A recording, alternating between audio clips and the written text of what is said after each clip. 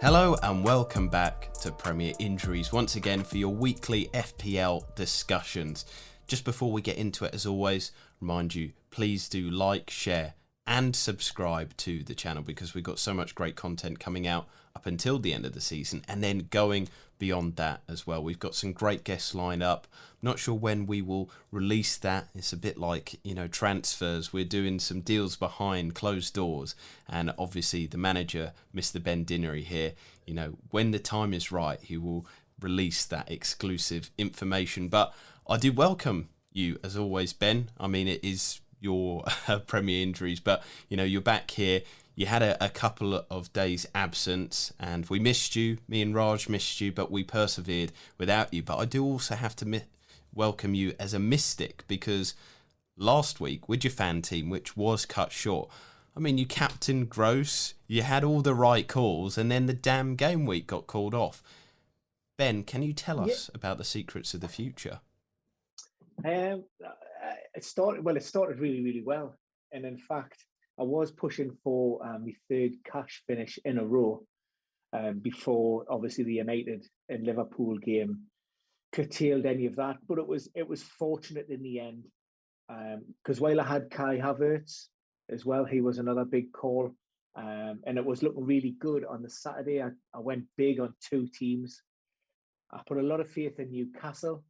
I did fancy them to get a result against Arsenal. Upturn in form. I expected Arsenal to heavily rotate. They did, but just Newcastle didn't get the memo, did not perform. So that was hugely disappointing. So I missed out there. And then I put all my eggs in the Burnley basket in defence. I went triple Burnley. I just thought after the result at Molineux, clean sheet, great result. West Ham, were they faltering, just at that finish line? But, the return of Mikel Antonio, I think, made a massive difference. And even before that, Chris Wood's in, wasn't enough. And so that clean sheet went. But so ultimately, I probably would have finished outside the cash prizes. But because of that game cancellation, the game week was voided. And we live to fight another day. So I've already picked this week's fan team. I've got a little bit in the bank, so there could be a little, some more tinkering closer to kick-off. But I'm fairly happy at this moment in time.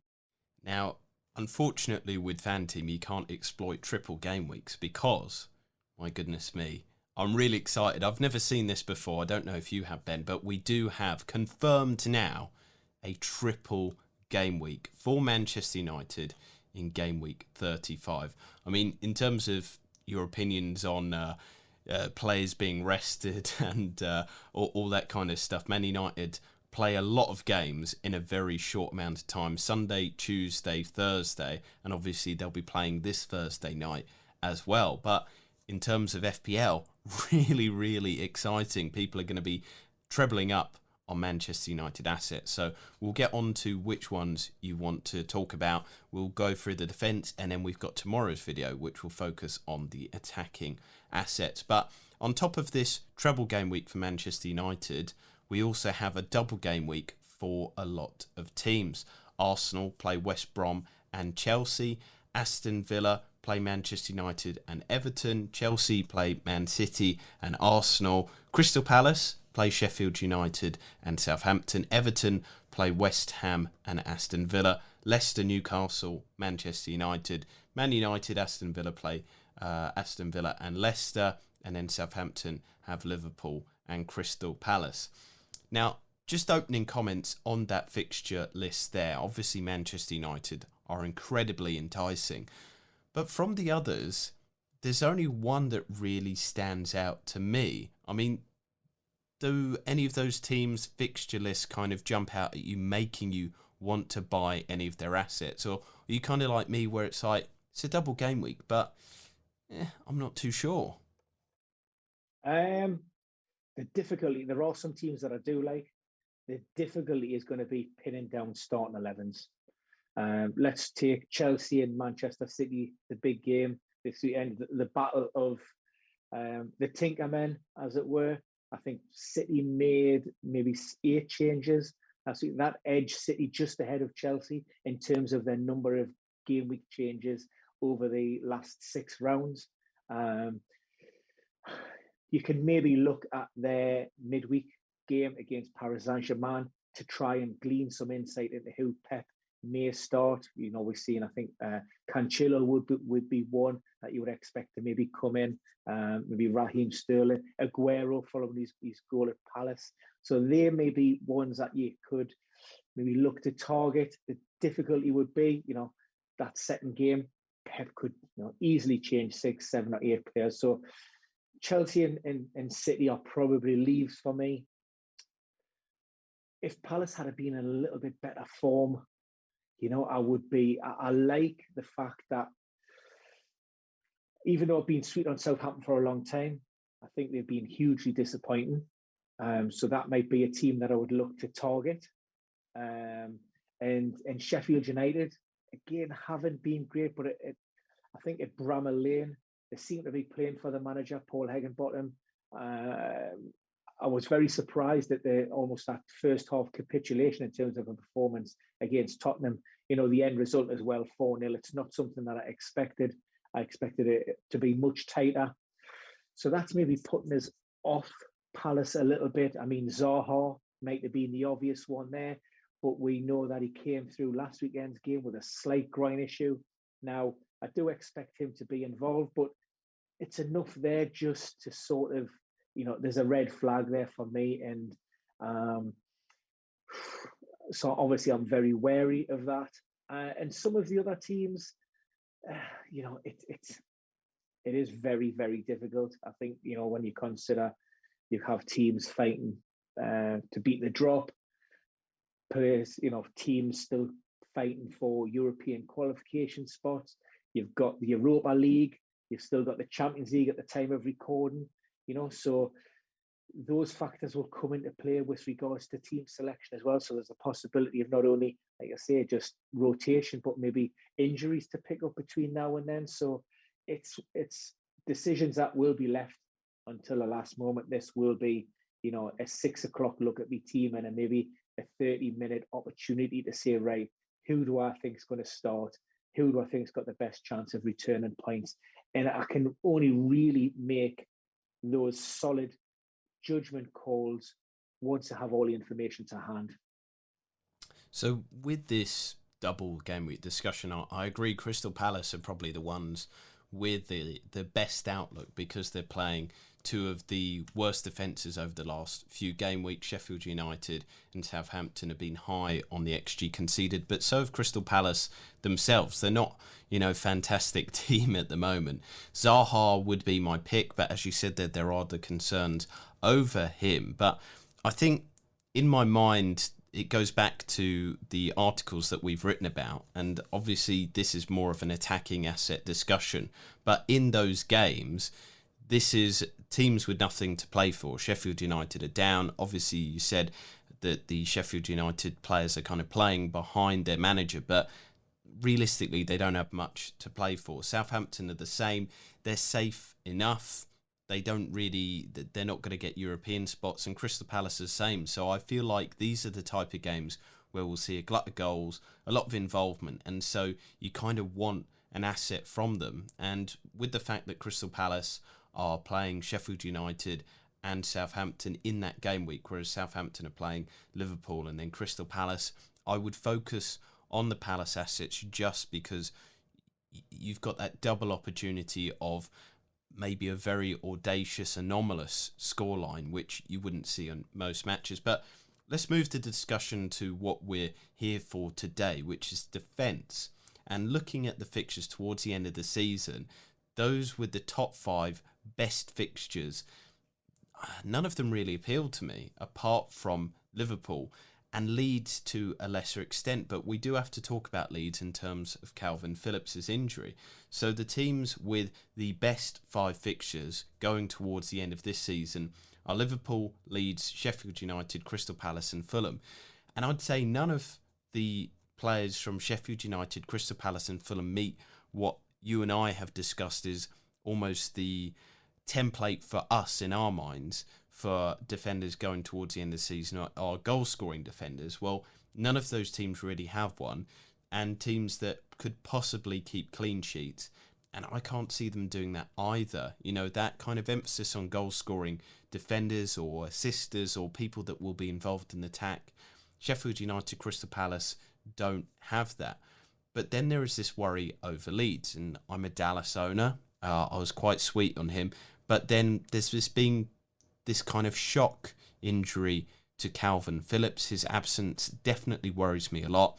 And then there's also the situation with Rafinha as well. There's quite a few big misses in that team. So maybe let's get that focus on Leeds then.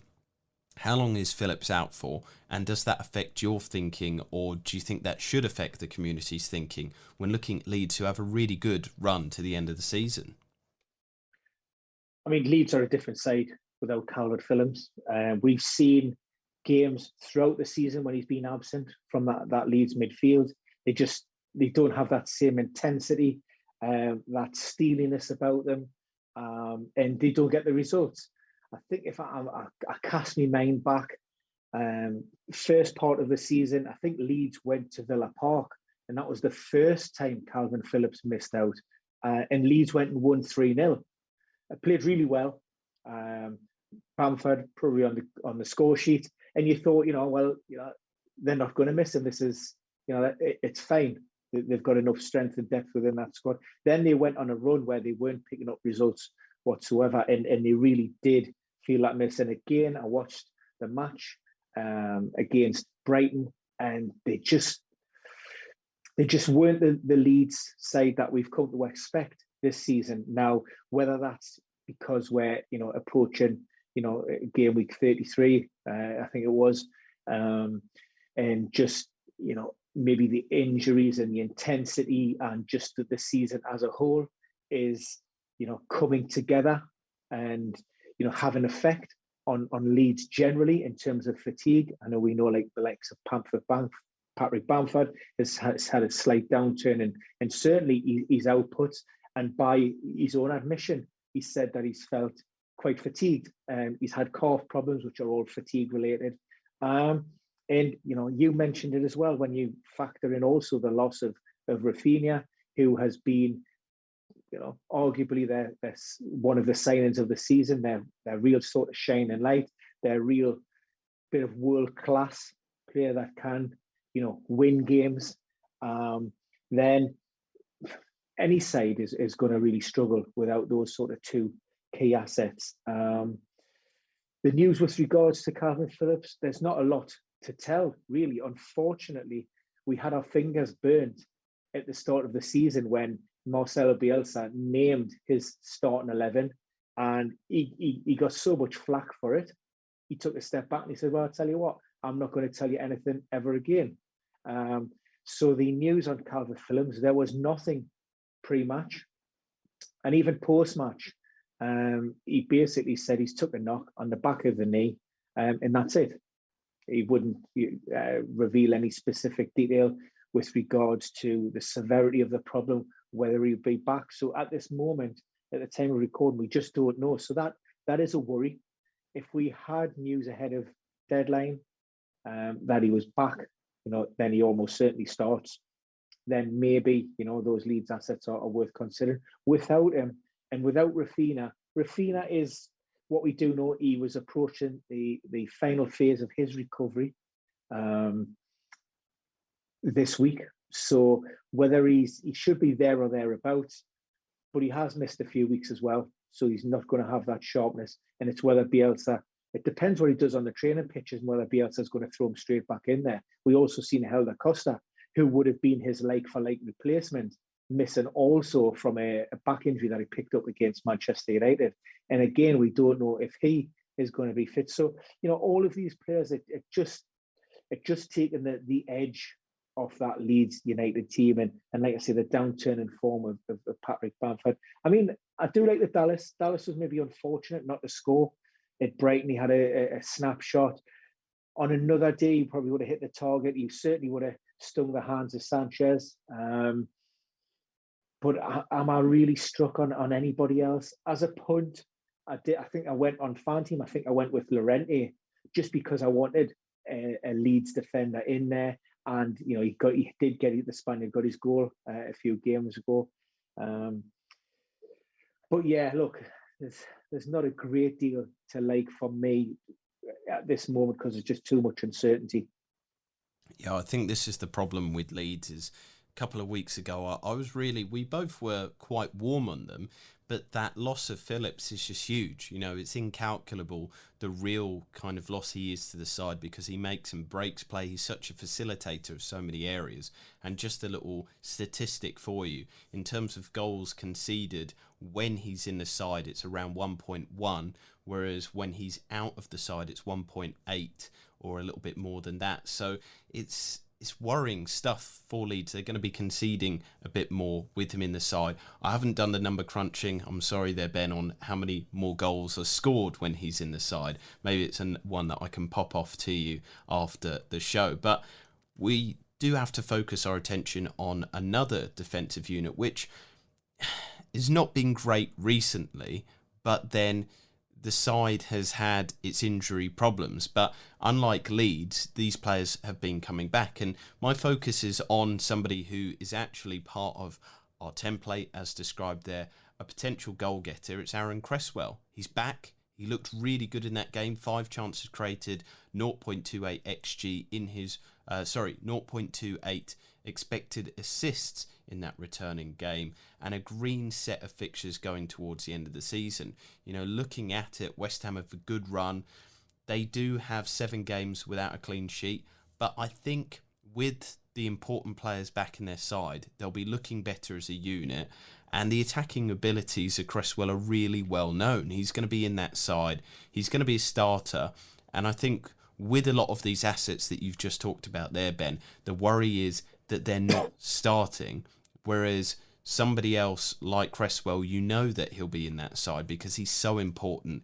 Chelsea are obviously going for the Champions League as well as West Ham, but with West Ham, who's going to be playing. So does Aaron Cresswell tickle your fancy at all? Or maybe even Cresswell like Kufal? Yes, I like the fact that they're going to play. And yes, I like the fact that West Ham are still pushing for those Champions League qualification spots. I'm looking at those remaining fixtures. I fancy goals in the Everton game. I really do. I'm thinking, both teams have got to go out and go for the jugular. So I'm expecting 4, 5, or even 6 goals in that game. It could be a 2-2, it could be a 3-3, because a point doesn't really do them any good whatsoever. So, they've got to go out. West Ham being pressured by Chelsea, Everton away from Goodison Park have been excellent. They still feel like they can make Europe, but to do that, they've got to go and get 3 points. So that would be my concern for this game week. After that, Brighton, not great in attack. I know what they're underperforming their XG massively. How long have we been talking about it? And Brighton are safe. They can afford to ease off the pedal a little bit. Graham Potter can afford to maybe tinker with his side a little bit, maybe involve some of those fringe players. West Brom could be dead and buried, or will be dead and buried, let's just say. And then Southampton, I think, on the final weekend as well. They're a team that have massively disappointed. So, look, I think, take that Everton game out of the equation for me, and there's 3 very appealing fixtures there for Cresswell. But, even with Everton, if we're talking about goals, then, Cresswell is one of those main supply lines. He's going to be on dead balls. He's going to set pieces. So, it's hard to overlook him. The only thing maybe going against him in this round is the fact that he hasn't got a double game week. Yeah, this is the thing. Maybe it's a bit premature to bring him in, but I still think he's a good own because he gives that. He basically ticks all the boxes that we look for. He's attacking. He's got that ability to get involved with attacks. He definitely starts. It's just that double game week kind of situation. Maybe hold off. And as you said there, the Everton game is a little bit more of a difficult one. I mean, over the last 4 game weeks, West Ham have been second worst for XG conceded, 7.94. But I think that's tied in with the fact that they've lost Rice, Antonio, Cresswell. They had a lot of big losses in that side, whereas Antonio and Cresswell are back. Obviously, Antonio's not a defensive player, but he'll help press from the front. He'll be able to, you talk about Liverpool, kind of their amazing pressing, but part of the reason why they didn't concede a lot of goals last season was they were defending from the front. And so having that ability back in the side will be, again, incalculable. And Everton themselves haven't looked great going forward. I mean, they've had like little spurts of goodness through the season, but they're in the bottom half of the table for expected goals through the season, 3.73 over the last 4 game weeks. Only 4 goals scored compared to 7 from West Ham. And yeah, I think there could be a few goals in that game. I'm just hoping they all come from West Ham. I hope it's Antonio and Lingard and all assisted by Cresswell, So in that situation, I think that Cresswell is a good one and that the community can kind of move towards. Maybe you're right, maybe not this game week. Maybe your focuses have to be on those double game week fixtures. But then, some of these games that are the double game week fixtures, realistically, how many of them are going to have a clean sheet? Maybe Manchester United, Leicester are probably another favourites, but the others in there I'm not so sure about. And with Chelsea, they probably can keep a clean sheet against maybe Arsenal, probably not Manchester City, but you just don't know who's going to start. So there is that assurance. My final discussion point is actually on the team that I've just mentioned there, Chelsea and Manchester City. Now, for me, it's really annoying for defensive assets, the fact that Man City have such a nice run towards the end of the season, but they basically got the league under wraps. You don't know who's going to start, so you don't know who to play. Diaz might be an all right shout, but knowing Pep, knowing that he'll want to rest Diaz probably a little bit for that Champions League final, the first one ever in his career at Manchester City, he'll maybe, as you'd say, Ben, treat him with kid gloves for the last few games of the season. Chelsea, their run is tougher, and maybe the problem of rotation there just adds to not owning any of their assets towards the end of the season. So, yeah, I'm just a little bit disappointed that I can't really look to own any Man City assets with this great run towards the end of the season. Or would you say maybe take a chance on Edison? Is that the only one that you'd consider? I've brought in Edison just for that very fact that I want City coverage, but I want somebody who's more or less guaranteed to start, and he is the only one. Yeah, look, you close your eyes, take your pin and stick it in that City squad ahead of any of those games, coming up during the run-in. It's just going to be. I mean, even looking at the midweek fixture against PSG, Cancelo, who's been one of the standout performers this season. I would have bet me mother that Cancelo would have started in that game, and yet he wasn't. But City, that's the problem when you've got two basically starting 11s who are both capable of finishing probably top 5 in the Premier League. So they're able to rotate and continue that level of consistency, the fluidity, get results. And now you combine that, they've got the confidence, and the momentum going forward, and they're pretty much unstoppable. And he's got the Midas touch, Pep has, without question.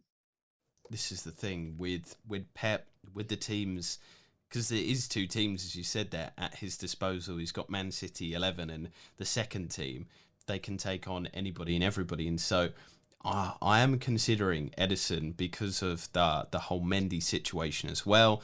Even Mendy, you're not sure if he'll start. Just Tuchel has taken the Pep roulette wheel to another level. I mean, it's almost Russian roulette now with Tuchel. It's just, it really does take the biscuit in it. So, yeah, Chelsea, I'd still advise to avoid. We will talk about attacking assets tomorrow. Havertz will be appearing in that. But as I mentioned there, we do have the attacking assets video tomorrow, so stay subscribed. But for now, this is the defensive assets, as you'd say, done, Ben. We're ready to move on, and I'll just hand it to you to sign us out. Yeah, cheers, Jason, and thanks for watching, guys. And if you've missed this week's earlier post with, with not me, with the doc, with Doc Raj, with Mr. McKenna in the house. I haven't actually seen that one myself yet. So, that is on my watch to-do list, but I'm sure it's going to be a fantastic one. And also from the Monday Night Data Show, we talked about players' return to play is not necessarily return to performance. And we had some great data on Harry Kane. So one to look out for, and certainly something to consider when you're maybe thinking about assets to bring in ahead of this double or triple game week. Is it classed as a double or a triple game week, Jason? I mean, who knows? I'm not really double, sure. Triple. This is uncharted territory. But yeah, keep your eyes and ears peeled for the attacking assets, which will drop soon after this one. But for now, ciao.